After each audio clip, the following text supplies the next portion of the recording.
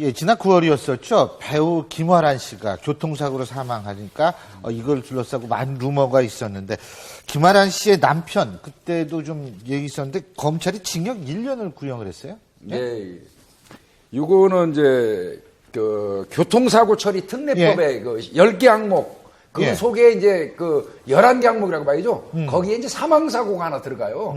뭐 10개 항목에는 중앙선 침범이라든지 신호 위반, 뭐 음주운전, 앞지르기 금지 위반. 그러니까 일반적으로 교통을 하면서 이런 뭐 신호 위반하면 굉장히 위험하지 않습니까? 과속해도 위험하고 이런 위험한 거 10개 외에 이제 사망사고가 나면 거기 교통법에 또 들어가 있거든요. 이제 가중처벌 사유인데요. 그러다 보니까 비록 아내를 옆에 놔두고 운전을 하다가 사고가 나서 아내가 사망을 했다 하더라도 교통사고 처리 특례법상에 해당이 된다. 항목에 들어가기 때문에 이제 1년을 구형을 했는데 이건 검찰의 구형입니다. 그렇죠. 1년의 구형이고 이제 판사가 이제 그 판결하는 건 좀 다르죠. 최 변호사님 어떻게 보세요? 판사.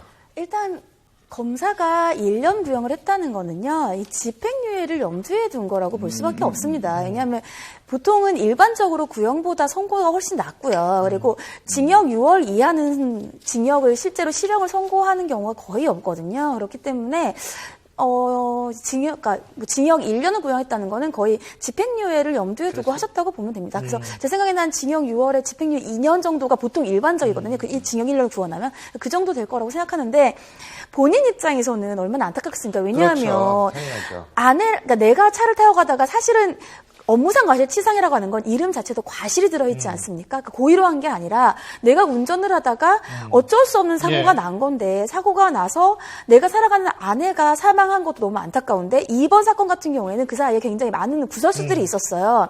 왜냐하면 남편이 아내의 보험금을 노리고 일부러 사망을 한 게 아닌가 했는데 그것 같은 경우에는 조사를 해본 결과 경찰에서 수사를 해본 결과 아니라는 결론이 났습니다. 근데 아니라고는 하지만 방금 교수님이 설명해 주신 대로 이것은 교통사고 처리 특례법에 따라서 어쩔 수 없는 거기 때문에 이제 실제로 일반인들이 보기에는 선고와 구형은 같은 느낌이거든요.